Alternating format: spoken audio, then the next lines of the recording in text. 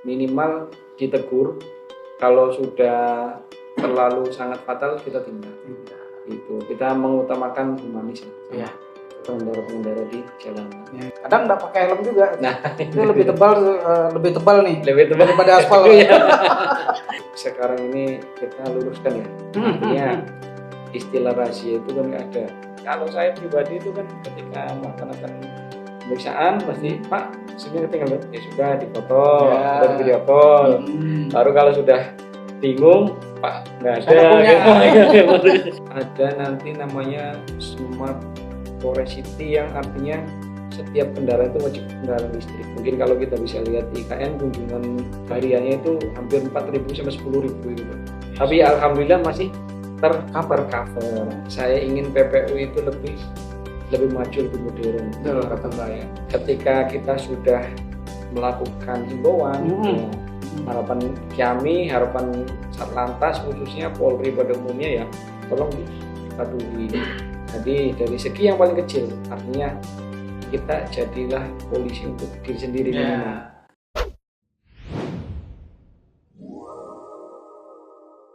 Assalamualaikum warahmatullahi wabarakatuh. Salam Om Swastiastu, Namo Buddhaya, salam kebajikan. Nah, tentunya salam budaya IKN kita, Pak. Siap. Oke, baik.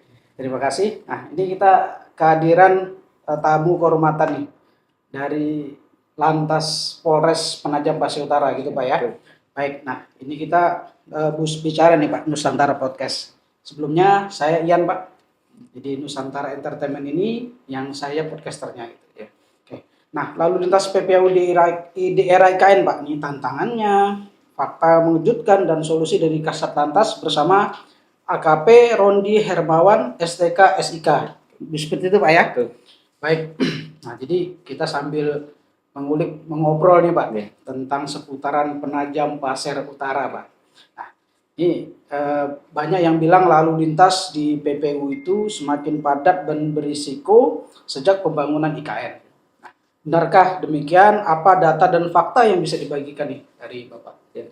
Baik, terima kasih Mas Ian. Mungkin sebelumnya perkenalan diri saya dulu ya. Nama AKP Rondi Hermawan, selaku Kasat Lantas Polres Penajam Pasir Utara. Kebetulan kami sudah menjabat selama 1 tahun. Kemarin juga mengawal kegiatan 17-an ya, pada saat IKN. Yang jelas dari dampak IKN ini banyak berdampak yang sangat besar sekali bagi PPU. Ya, mungkin salah satunya dari segi kesejahteraan mungkin semua masyarakat kan meningkat Pak ya. Betul. Kemudian dari bagian kami sendiri, khususnya terkait Kamsertib Satlantas, yang jelas semakin meningkatnya volume kendaraan, terutama pada saat kunjungan pejabat negara ke IKN. Namun, alhamdulillah sampai detik ini masih bisa berjalan dengan kondusif. Ya. Begitu Pak ya. Jadi yang kondusif ini yang nomor 1 Pak ya. Betul Mas. Nah, dari pengalaman Bapak sebagai Kasat Lantas, apa kejadian atau pelanggaran lalu lintas yang paling mengejutkan atau unik di Penajam Pasir Utara ini Pak? Jadi kalau khusus wilayah PPU pada khususnya itu pada umumnya itu biasanya didominasi dengan pelanggaran sepeda motor R2. Banyak ya, masih banyak pengendara pengemudi yang masih belum memakai helm. Betul. Itu yang pertama. Kemudian yang kedua, mungkin masih ada itu mobil-mobil barang biasanya untuk mengangkut karyawan pekerja proyek di IKN. Ya, betul. Kemudian yang selanjutnya ya masih adanya ditemukannya kendaraan-kendaraan yang tadi over dimensi dan overload ya, Pak ya. Itu dominannya seperti itu Pak. Karena ya namanya kendaraan yang mengangkut material itu kan pasti kan kendaraan-kendaraan besar semua. Betul. Itu sih. Jadi seperti itu Pak, banyak didominasi oleh kendaraan roda 2 nih Pak. Ya, roda 2 tadi overload dan kendaraan yang tidak sesuai dengan peruntukannya. Iya, betul. Terus gini Pak, ada anggapan bahwa masyarakat PPU itu kurang tertib berlalu lintas dibanding daerah lain. Seberapa benar sih asumsi ini Pak? Sebenarnya itu bisa dibilang hampir salah ya. Hampir salah. Hampir salah. Artinya kalau hampir salah. bukan hampir benar. Kalau hampir Hampir benar salah. artinya saya menyetujui masyarakat PPU tidak tertib. Tidak tertib. Artinya hampir salah itu ya ada lebih banyak yang tertib dibanding dengan yang tidak tertib. Karena dari 1 tahun saya di sini artinya tidak 3 kali operasi kepolisian ya, operasi keselamatan, operasi patuh dan operasi zebra.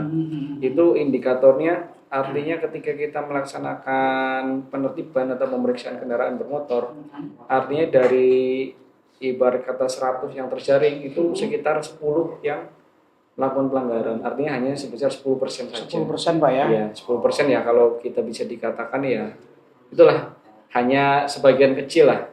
Ditambah lagi pada saat awal-awal kesini saya juga langsung menerapkan program helmisasi itu. Helmisasi artinya bagi masyarakat mau jauh, mau dekat itu wajib memakai helm. Buat jaraknya. Iya, walaupun 5 meter lah. Harus tetap helm Pak ya. Karena ini kepala ini berharga nih Pak ya. Betul. Kayak kadang ketika kami Satlantas melakukan sosialisasi ya gitu. Ibarat kata ya kerasan mana lah kepala sama aspal gitu. Kalau kepalanya sudah merasa lebih keras dari aspal ya silakan pakai helm. Gitu. Betul. Oke. Nah, tantangan terbesar yang dihadapi kepolisian di Penajam Pasir Utara Pak ini dalam mengatur lalu lintas di tengah lonjakan kendaraan akibat proyek di IKN ini seperti apa Pak? Yang jelas kalau di sini tantangan paling besar itu karena banyaknya volume kendaraan. Iya, kalau untuk kita dari segi kepatuhan masyarakat ya cenderung batu. Cuma ya tadi karena saking banyaknya artinya nggak semuanya bisa terpantau.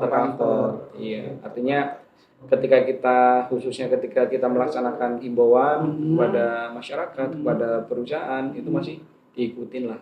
Masih mereka hampir 100% patuh. Namun ya karena volumenya ditambah lagi dengan beban tugas kita yang sangat banyak sangat banyak, makanya ya hampir ada yang tidak terpantau dan tercover gitu sih. Makanya mungkin kalau kami dari Satlantas ya hampir sering melakukan pemeriksaan kendaraan bermotor gitu sih. Gitu ya Pak ya. Nah, kalau dampak terhadap lalu lintas yang kan tadi kita bicara dampak dan kecelakaan. Nah, apakah terjadi peningkatan jumlah kecelakaan nih Pak sejak proyek IKN ini berjalan?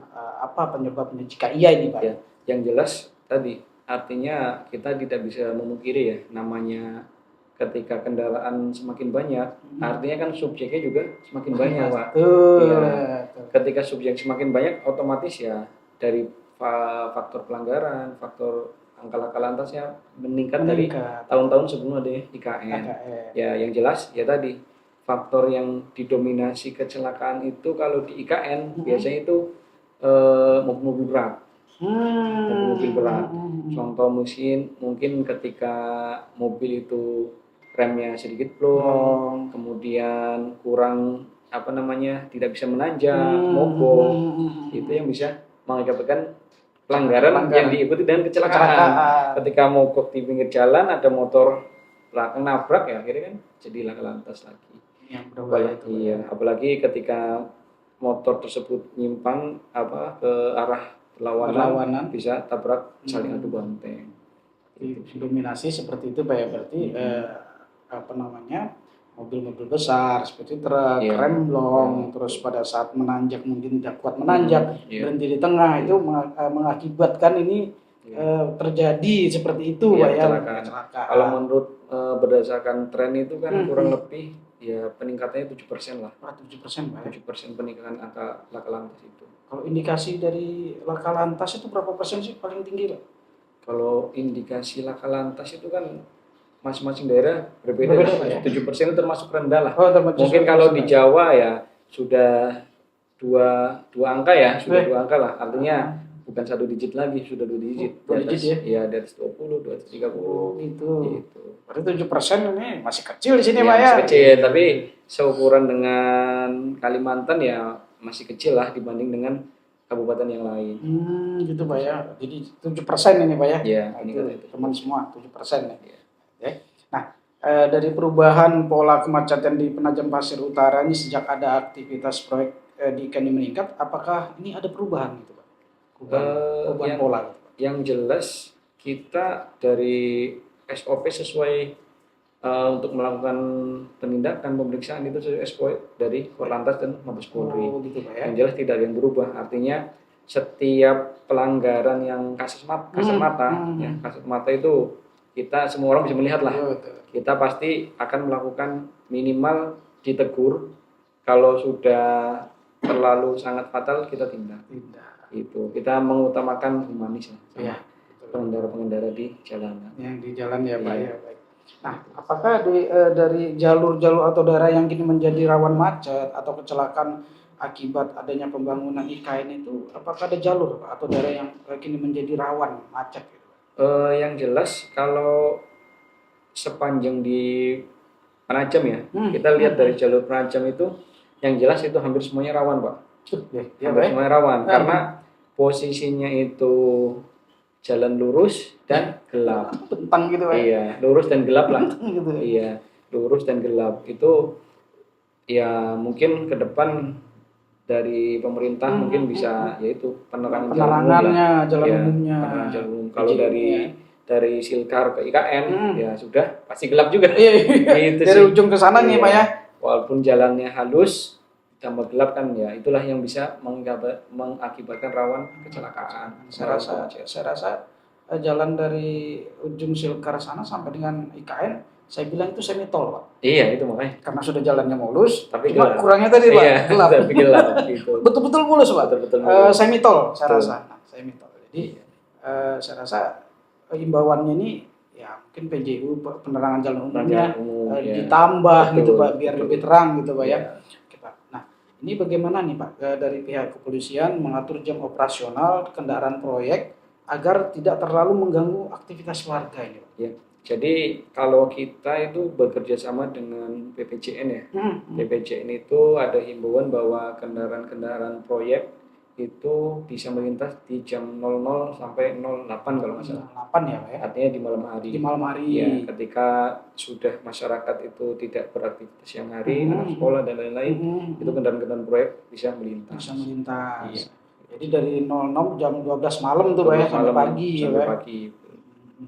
Jadi kalau di luar itu Luar. boleh nih Pak? Apa Ya. tindakan kalau di luar jam tersebut Pak? Iya, yang jelas tadi kita ditegur, kalau sudah ini kita tindak. Gitu ditindak Pak ya. Iya. Jadi ditegur dahulu. Ditegur dulu. Kalau dia masih Masih bandel lah. Masih bandel ya. Nah, baru tindak Pak ya. Iya. Gitu karena kan kita ini IKN ini banyak kepentingan Pak. Betul. Artinya apalagi proyek strategis nasional Betul. kan kita harus mendukung. Artinya namanya hukum itu kan dinamis ya. Betul. Kalau kita harus kaku nanti repot nanti. Iya. Gitu. Masyarakat nih dia Masyarakat yang dirugikan sekarang, tapi kan sebisa mungkin tadi kembali ke tupoksi kita, Kamtibmas demi Kamsertib Lantas. Artinya ketika dianggap situasi kondusif ya kita artinya tetap mendukung lah. Gitu. Yang jelas himbauan-himbauan tetap kita kasih ke masyarakat maupun perusahaan-perusahaan. Oke, seperti itu berarti ini teman-teman sahabat semua ditegur dulu. Setelah itu bandel tuh ditindak begitu Pak ya.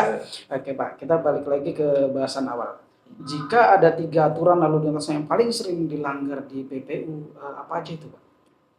Paling sering yang dilanggar ya paling kalau di kita kan luas ya PPU ya. Ada Penajam, ada Waru, ada Babulu. Kalau di sekitaran sini Penajam biasanya anak-anak sekolah belum cukup umur. Belum cukup umur sudah mengendarai kendaraan. Yang pertama. Yang kedua tadi helm. Mungkin ya kalau kita keliling-keliling jalan-jalan itu kan paling sering lihat kanan kiri tuh pakai helm kan. Itu yang kedua. Terus kemudian kalau kita jalan lagi ke daerah Silkar sana, itu biasanya kendaraan-kendaraan yang overload dan overdimensi. Iya, kalau jalan-jalan ke sana. Kalau ke arah Babulu ya mungkin ya kurang lebih sama dengan arah Penajam ya Pak. Itu sih. Jadi banyak anak sekolah yang belum cukup umur mengendarai kendaraan bermotor.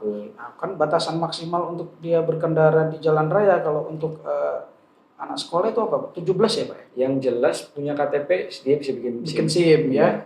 17 tahun lah. Nah, 17 tahun lah sudah bisa bikin bikin SIM. SIM. Ya. Tapi kebanyakan memang saya lihat sih Ya, sekolah pagi itu didominasi anak-anak yang berkendara ya, sendiri gitu loh. Kadang nggak pakai helm juga. Nah, itu lebih tebal nih. Lebih tebal daripada aspal.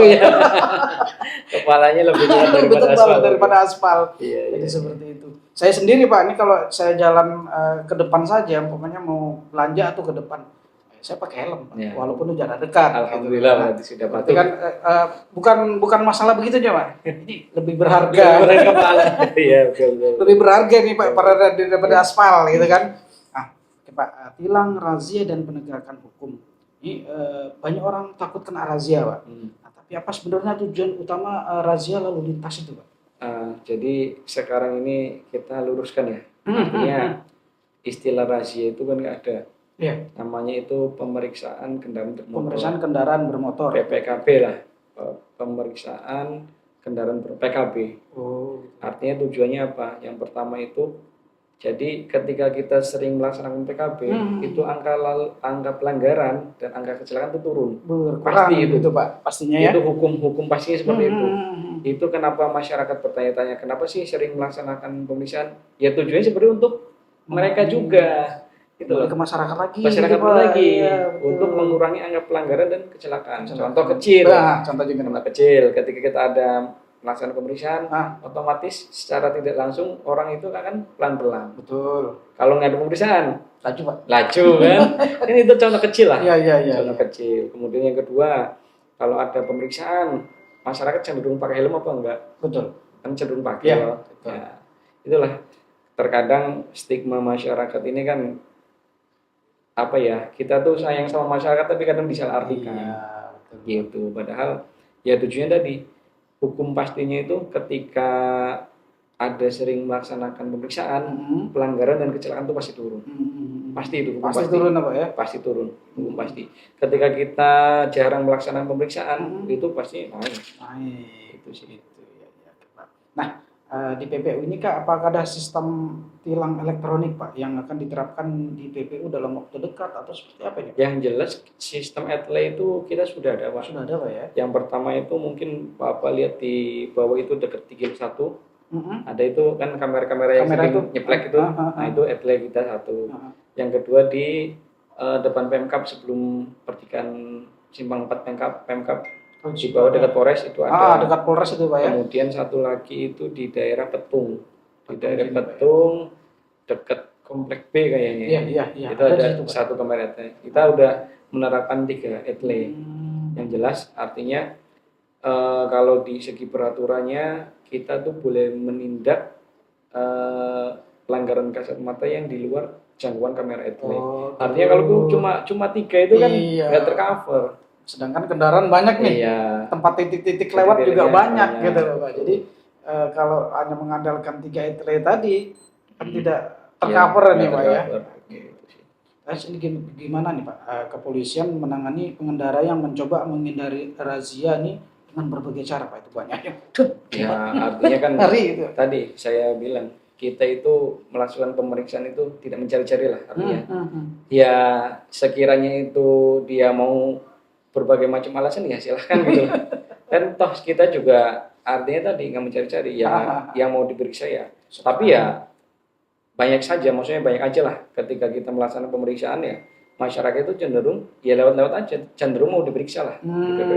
Ya ibarat kata kalau dari 100 tadi mungkin 2-3 orang yang nggak mau diperiksa atau kabur-kaburan lah. Gitu. Kalau indikasi pelanggaran nih Pak, pelanggaran yang pada saat pemeriksaan kendaraan bermotor tersebut baik itu roda 2 atau roda 4, apa sih Pak yang perlu diperiksa itu, surat-suratnya yang dilengkapi atau gimana, apa berhubungan dengan pajak atau dia punya SIM atau dia punya STNK atau dia punya yang lainnya. Kalau kita melakukan pemeriksaan yang jelas itu 3 yang pasti dicek. Yang pertama itu SIM, surat izin mengemudinya itu ada atau tidak, mati atau tidak. Yang pertama. Yang kedua STNK. STNK itu artinya tadi STNK-nya ada atau tidak, Hmm. mati atau tidak. Hmm. STNK ada dua, dia sudah bayar pajak 5 tahunan ataupun bayar pajak yang 1 tahunan. Biasanya ketika STNK-nya mati, ya anggaplah sebulan 2 bulan, ya kita masih toleransi untuk suruh bayar pajak, Artinya kalau sudah lewat dari 3 bulan, artinya dia nggak lupa, sengaja melupakan, sengaja melupakan untuk tidak bayar pajak. Yang kedua, tidak bayar pajak. Yang ketiga itu KIR. KIR itu kan yang dibikin di sub, tapi kewenangan penegakannya juga di kepolisian. Ada Pak ya? Ada. KIR itu kan untuk bahwa masih layak lah, masih layak kendaraan tersebut jalan atau tidak, kendaraan tersebut layak jalan atau tidak. Kemudian yang selanjutnya untuk mengetahui berapa sih beban maksimal yang bisa diangkut oleh kendaraan. Itu sih. Nah, ada intinya ya 3 surat-surat yang harus melekat di kendaraan. Itu SIM, STNK, dan KIR. Kalau untuk kendaraan yang berhubungan dengan angkutan ya Pak. Kalau untuk roda 2 itu? Kalau roda 2 ya paling SIM dan STNK. SIM dan STNK itu sahabat teman SIM semua. dan STNK. SIM, STNK. Kalau di jalan jangan lupa dibawa. Kalau ketinggalan begitu ada pemeriksaan alasannya ketinggalan. Biasa itu Pak ya, ketinggalan padahal ya mohon maaf kadang ada yang tidak ada gitu. Tapi biasanya kalau saya nemukan di jalan itu kan Pak ketinggalan, ya sudah silakan difoto atau video call. Nah dari situlah kadang masyarakat nanti baru jujur Pak nggak ada. Gitu. Padahal memang nggak ada. Seharusnya pegang Pak. Saya udah punya SIM nih Pak. Itu ada STNK aja nih. Seharusnya begitu Pak. Harusnya dari awal begitu, kan masyarakat malu sendiri. Artinya kan terputar gitu kan. Padahal kan kalau saya pribadi itu kan ketika melaksanakan pemeriksaan pasti Pak SIM-nya ketinggalan, ya sudah difoto, ada video call. Baru kalau sudah bingung Pak nggak ada. Jadi alasannya ketinggalan. Alasan ketinggalan, tapi ya bagi saya nggak ada alasan. Artinya tadi kalau saya dan jajaran di bawah itu mengutamakan humanis sama masyarakat itu ya sebisa mungkin banyak toleransi. Jadi toleransinya itu sudah ditoleransi. Kalau tidak ada atau ketinggalan, dipotokah dari rumah, ada yang di rumah siapa atau di video call ini benar, barusan ketinggalan. Atau nanti itu ngambil dulu tuh gimana Pak itu? Biasanya suruh ngambil dulu. Ngambil dulu ya. Keluarganya lah. Suruh ngantar gitu Pak. Karena kalau kita berbicara undang-undang itu nggak ada istilah ketinggalan Pak. Tidak bisa menunjukkan surat-surat ya sudah masuk pelanggaran. Tidak punya. Iya. Saya aja berkendaraan, saya kemana-mana saya lengkap, saya bawa. Kan seperti itu sebenarnya Pak ya. Kalau kita berkendara. Nah, kalau untuk yang roda 4 sama juga Pak ya, SIM, STNK. Kalau yang umum plat kuning itu biasanya ada KIR-nya. Ada KIR-nya juga di bawah ya. Iya, harus ada bawa KIR. Bis, kemudian yang plat kuning. Plat kuning ini Pak ya. Ada KIR-nya. Sekali lagi tuh teman sahabat di Penajam Pasir Utara, terutama ini yang kita ada di KN tuh kalau berkendara tuh jangan lupa SIM, STNK dibawa. Jadi jangan alasan ada pemeriksaan ketinggalan Pak, ujung-ujungnya nggak punya. Oke Pak, terima kasih ya. Ini seberapa besar sih efek dari media sosial dalam mengungkap pelanggaran lalu lintas di Penajam Pasir Utara ini Pak? Apakah polisi sering mendapatkan laporan dari warga atau seperti apa nih Pak? Yang jelas kalau saya dan jajaran itu lebih cenderung proaktif ya. Kadang kita yang patroli media, terkadang media itu kan lebih jago lah. Ada laka lantas di mana, biasanya ketika saya lihat ada medsos, laka lantas di mana khususnya di wilayah PPU, pasti saya share, anggota suruh ngecek. Yang paling terdekat betul biasanya misalkan di Hulu itu Polsek, baru kita backup ke sana. Sepaku biasanya gitu sih. Kalau media-media ini sangat ya yang jelas kita bersinergi lah. Artinya saling membantu ya. Karena ya dengan adanya media itu perpanjangan tangan polisi juga. Perpanjangan mata polisi lah. Yang tidak terjangkau. Bisa ada media sosial ini terjangkau dengan ada media sosial gitu Pak ya. Ya alhamdulillah, maksudnya media di sini masih bahasanya sangat mendukung kondusivitas, terlebih-lebih ya tadi ketika ada informasi apa, laka lantas kah atau ada pelanggaran apa, itu kita sangat sebantu lah. Gitu sih. Baik Pak. Nah, dalam program edukasi atau sosialisasi yang dilakukan oleh Polres Penajam Pasir Utara nih Pak, untuk meningkatkan kesadaran berkendara ini pada masyarakat? Apakah ada nih program-program edukasi itu, Pak? Ada. Jadi yang pertama kita itu ada Jumat curhat. Oh, Setiap Jumat curhat. Jumat curhat. Ya, Wih. Jumat curhat. Setiap Jumat itu terdiri dari 5 fungsi biasanya. Ada Lantas, Reskrim, Intel, Binmas, dan fungsi-fungsi yang terkait. Disitulah wadah masyarakat untuk menyalurkan aspirasinya. Kemudian tadi sebagai bahan kita juga untuk sosialisasi ke masyarakat terkait tadi ketertiban lalu lintas khususnya. Itu yang pertama. Kemudian yang kedua, kita itu ada program Police Goes to School. Jadi hampir semua SD di Penajam kita ada jadwal rutin. Oh gitu, di sana ini Pak ya, dari, edukasi. Dari bawah kita sudah memberikan edukasi lah. SD, SMP. Kan kita juga ada kerjasama ya dengan beberapa sekolah. Sekolah tersebut ya alhamdulillah senang juga. Iya, edukasi gitu, ya. edukasinya. Kemudian sebagai bahan edukasi juga kita biasanya di Hutlantas di bulan September kita mengadakan lomba polci. Kemarin alhamdulillah baru tersangka yang pertama ternyata. gitu. Semenjak saya menjabat tuh. Baru pertama ini, Baru Pak. pertama. Luar biasa. Sampai sebelum-sebelumnya itu nggak ada. Nggak ada, berarti luar biasa nih, Pak. Alhamdulillah berarti Pak ya. Mudah-mudahan ya dari segi antusiasme masyarakat, Bapak Ibu guru, orang tua juga, Pak wajib diadakan lagi Pak. Ya siap, insya Allah. Gitu, Pak ya. Sih. Jadi ya untuk dari segi sosialisasi alhamdulillah kita berjalan lah itu dari segi fisiknya. Kalau dari segi medsosnya kita juga melaksanakan sosialisasi lewat Instagram, Facebook. Itu ada. Kemudian yang ketiga kita juga melaksanakan pemasangan banner-banner dan billboard. Khususnya mungkin kalau di daerah Pulau Balang sampai dengan IKN itu ada muka saya itu udah jadi kayak itu ya. Iya banyak Di kan. sana ada banner Bapak ini. Iya. Saya belum yang di Pulau Balangnya Pak ya. Di Pulau Balang sama IKN itu ada banner-banner saya itu. Satu saya jalan. Iya, boleh. Iya. Iya. Iya. Nah, jadi kan kita kembali tadi Jumat berkah Pak. Itu Jumat curhat. Jumat curhat sorry. Jumat curhat ya Pak. Itu pelaksanaannya ada di mana Pak? Pelaksanaannya kita pindah-pindah biasanya Pak. Oh gitu. Kadang di terminal, kadang di Giri Mukti, kadang di Giri Purwa. Kalau Jumat ini itu di Polres. Oh di Polres ini. Ya, di Polres, diundang masyarakat ke Polres. Itu berarti setiap hari Jumat. Setiap hari ini, Pak? Jumat. Wah, luar Pasti. biasa bukan Jumat berkah aja, Jumat Jumat curhat. curhat. Jadi termasuk Jumat berkah loh Pak. Jumat berkah Karena di juga. hari Jumat dilakukan Ya, Pak. betul, Jadi betul. selain berbagi berkah, ini berbagi curhat. Berbagi curhat. Termasuk berkah juga tuh Iya, Pak. betul, betul, betul. Baik. Oke, kalau tadi bicara sosialisasi ke sekolah-sekolah, tadi saya kulik sebentar, ada SD dan SMP. SMA-nya bagaimana Pak? Kalau SMA ini kan kalau di provinsi itu kan di PPU ini kan kewenangan provinsi. Oh itu. Terkadang bukannya kita nggak mau, tapi sesekali kita masuk ke SMA juga. Karena ya itu artinya kewenangan pembinaan SMA itu kan di provinsi. Ada provinsi.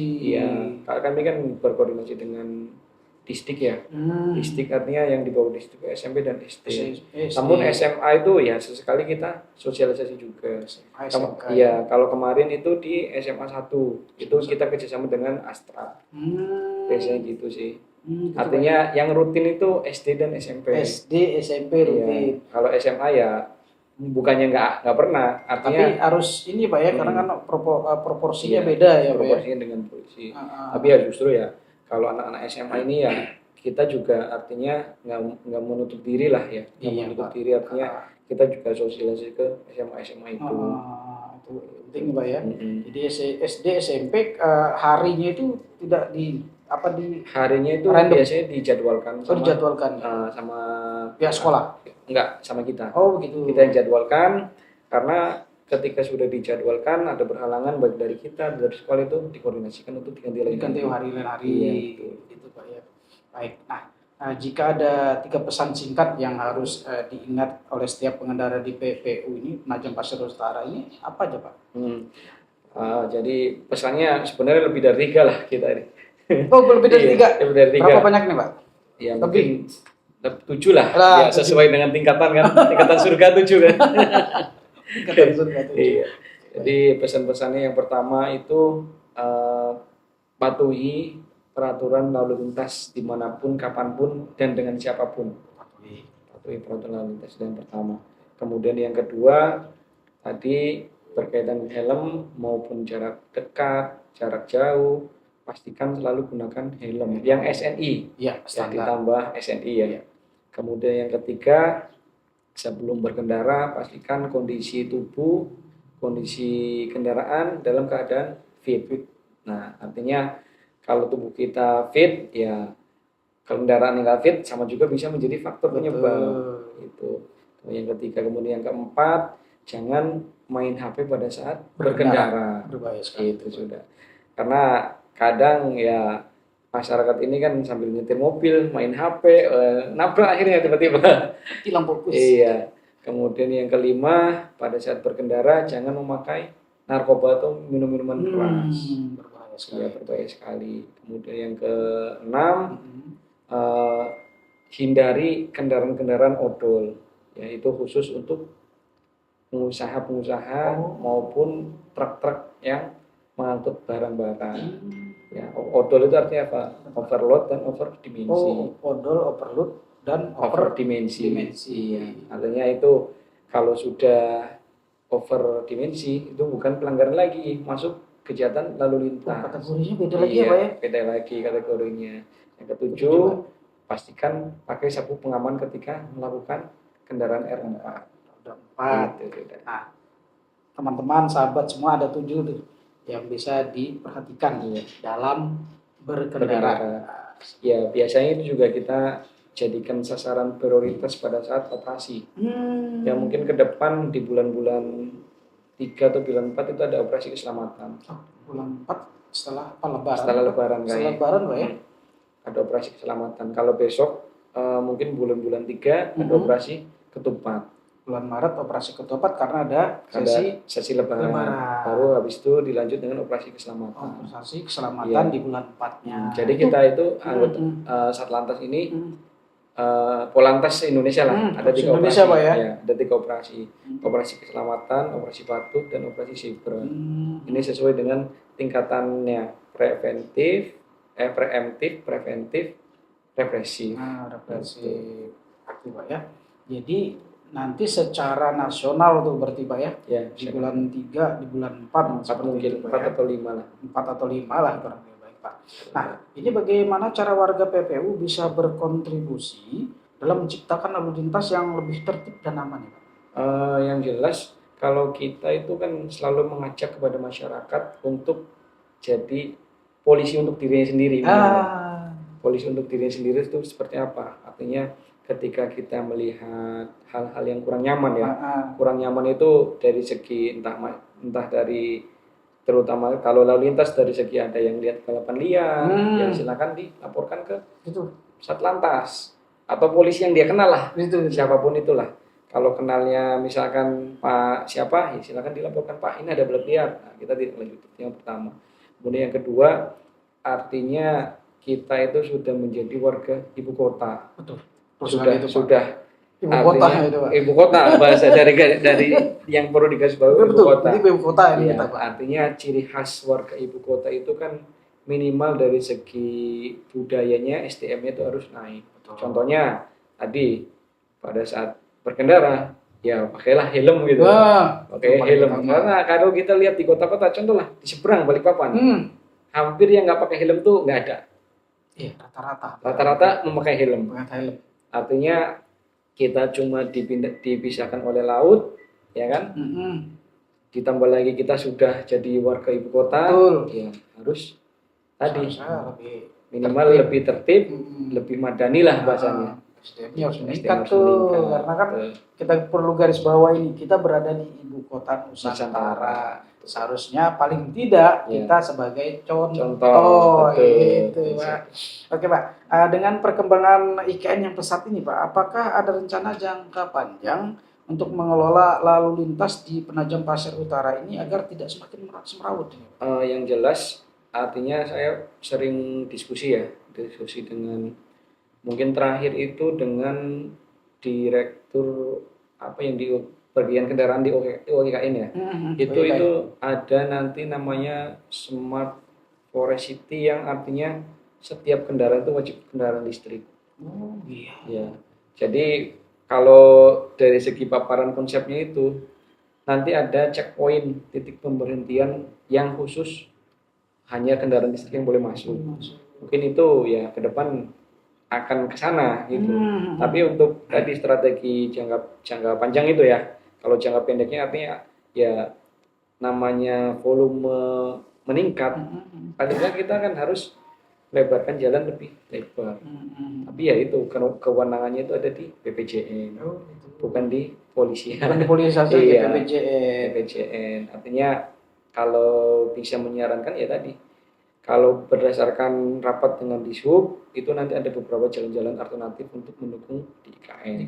Ya, mungkin kalau saya bisa menyarankan kepada stakeholder terkait, ya bisa diperlebar masalah jalannya. Jalannya Pak ya. Iya, dan pastikan jalan tersebut tadi lebar, terang, dan mulus. Ya. Nggak bisa salah tiganya harus terpenuhi nih Pak. terpenuhi. Nah, lebar, terang, mulus. Iya. Itu. Kalau salah satunya nggak tidak bisa. terpenuhi, nggak bisa berarti Pak ya. Betul. Terus ini bagaimana kesiapan Penajam Pasir Utara ini Pak? Ini jika dalam beberapa tahun ke depan jumlah kendaraan meningkat 2 kali lipat. Yang jelas kalau trennya sekarang itu peningkatan kendaraan tiap bulan sekitar 100 sampai 200 kendaraan lah. 100 sampai 200 kendaraan. Itu over semuanya atau Semuanya, sekabupaten PPU. Sekabupaten PPU. PPU termasuk ya, rendah sih. Masuk rendah. Artinya kalau tadi berbicara 2 kali lipat, mungkin akan terjadi ketika sudah full semuanya pindah di IKN. Tapi untuk saat ini kita ya tadi strateginya ya kalau kendaraan full artinya tadi kalau jalannya nggak bisa lebar kita pasti akan melakukan rekayasa lalu lintas. Ya rekayasa lalu lintas tadi artinya entah itu buka tutup jalur, entah itu kontraflow dan segala macam. Sedangkan kita juga ya alhamdulillah lah jalan yang di IKN itu sudah agak lebar. Itu sih. Jadi ya insya Allah masih bisa menampung lah. Mungkin kalau kita bisa lihat IKN kunjungan hariannya itu hampir 4.000 sampai 10.000 itu Pak. Tapi alhamdulillah masih tercover gitu. Jadi tadi ketika melonjak 2 kali lipat ya untuk jangka pendeknya ya mungkin kita laksanakan rekayasa lalu lintas. Jangka menengahnya itu tadi menggunakan pelebaran jalan. Jangka panjangnya tadi ya smart forest city, smart forest system lah. Smart forest system namanya Pak ya. Yang ada di KN itu saya pernah masuk juga sih. Listrik sih bagus juga. Iya, betul. Tidak ada suaranya. Tidak ada suaranya. Iya, betul. Saya tanya-tanya kepada supir. Itu coba jalan ya. Bagaimana casnya? Lebih hemat, lebih efisien. Dan tidak ada suaranya juga. Memang tidak ada polusi. Jadi smart city ya Pak. Smart forest system. Forest system namanya Pak ya. Nah, jika ada satu kebijakan yang bisa segera diterapkan untuk membuat lalu lintas di Penajam Pasir Utara ini lebih aman dan tertib, apa saja itu? Kalau masalah kebijakan itu kan untuk tataran Polres itu kan artinya tidak bisa membuat kebijakan ya. Oh gitu. Ya untuk tataran kita itu hanya mengikuti dari atas lah. Namun ada namanya diskresi. Diskresi apa itu? Diskresi itu tadi pertimbangan masing-masing anggota polisi untuk melakukan atau tidak melakukan sesuatu. Contohnya tadi kebijakan untuk bukan kebijakan ya, diskresi untuk tadi mengatur kendaraan alat berat yang melaju. Itu kan di saat jam 00.00 ya, tadi ya, itu namanya diskresi ya. Sebenarnya kebijakan itu tidak bisa diambil salah satu instansi karena kita tuh ada 5 pilar namanya FKLL, Forum Komunikasi Lalu Lintas. FKLL, Forum Komunikasi Lalu Lintas. Itu terdiri dari Polres, Dishub, PU, kemudian Dinkes, satunya JR, Jasa Raja. Ini biasanya dari 5 pilar inilah yang membuat kebijakan lalu lintas di suatu daerah. Itu untuk kebijakan sendiri ya menurut saya masih seperti itu sih, kebijakan pengalihan arus ataupun pembatasan kendaraan gitu ya. Untuk kebijakan-kebijakan yang sifatnya itu aturan baku itu ya kita mengikuti dari atas. Itu Pak ya. Itu. Baik. Jadi gini Pak, nah apa harapan dan pesan Bapak Pak Kasat Lantas ini untuk masyarakat Penajam Pasir Utara ini agar bisa beradaptasi dengan perubahan lalu lintas yang terjadi akibat pembangunan IKN ini? Yang jelas harapan saya ya ibarat kata saya sebagai pendatang lah. Iya. Sebagai pendatang itu kan saya ingin PPU itu lebih maju, lebih modern. Itu harapan saya. Artinya sebagai pendatang aja punya mimpi yang bagus, apalagi sebagai warga lokal. Betul. Nah, itu artinya kebijakan suatu tatanan lalu lintas itu kalau tidak didukung oleh masyarakat, itu kan sama aja ya bullshit lah bahasanya kan. Sama aja nonsen lah. Nah, artinya tadi ketika kita sudah melakukan himbauan, ya, harapan kami, harapan Satlantas khususnya Polri pada umumnya ya tolong dipatuhi. Jadi dari segi yang paling kecil, artinya kita jadilah polisi untuk diri sendiri minimal. Jadi kalau berkaitan dengan lalu lintas, ya dari kita melakukan lalu lintas di jalan itu hargai hak-hak pengendara lain. Kalau kita sudah saling menghargai antara satu pengemudi dan pengemudi yang lain, insya Allah itu kecelakaan maupun pelanggaran itu akan bisa diminimalisir. Pak, ini untuk yang terakhir, untuk pesan-pesan Bapak pribadi nih kepada kami sebagai masyarakat Penajam Pasir Utara, mungkin terhadap teman-teman lain yang ada di luar sana, teman-teman sahabat yang lain ini, mungkin pesan-pesan pribadi dari Bapak mungkin. Ya, kalau pesan-pesan pribadi dari saya yang jelas kita itu kuat ketika saling bekerja sama. Ya. Namanya untuk membangun suatu sistem itu kan diperlukan yang berkelanjutan, kemudian diperlukan yang konsistensi. Artinya tadi ketika saya nih mengajak kepada anggota, kepada masyarakat, ya kita saling membuat sistem yang enak. Ketika sistem itu sudah berjalan, ya tadi gunanya untuk kita semua, untuk kemajuan PPU ke depannya. Ini itu sih. Kita harus saling sinergi lah bahasanya antara polisi dan masyarakat. Jadilah polisi untuk diri sendiri minimal. Jadi teman-teman semua sahabat ini ya. Jadi jadilah polisi untuk diri sendiri. Nah, jadi kita pembahasan panjang lebar tadi yang saya tangkap dan saya berikan rangkuman itu pertama kalau kita berkendara di jalan, pertama nih teman-teman sahabat semua siapkan SIM STNK ya Pak ya. Terus kir bagi kendaraan yang roda. Yang terutama adalah kondisi badan kita harus fit. Dilarang bermabuk-mabukan atau mengkonsumsi narkoba seperti itu. Baik Bapak, kami terima kasih atas kehadirannya di Nusantara Entertainment kami ini, sudah berbagi inspirasi, sudah berbagi informasi kepada masyarakat Penajam Pasir Utara terutamanya dan masyarakat secara luas, secara Indonesia ini Pak ya. Baik, terima kasih kunjungan kehadiran Bapak di sini bersama rekan-rekan dan jajarannya. Kami terima kasih Pak. Ya, terima kasih banyak ya, Mas Ian. Jadi hari ini kita sudah berterima kasih dan sudah memberi Pak Rondi Hermawan sudah memberikan apa itu berlalu lintas yang baik dan benar. Terima kasih. Assalamualaikum warahmatullahi wabarakatuh. Salam Om Swastiastu, Namo Buddhaya, salam kebajikan, salam budaya IKN. Terima kasih Pak.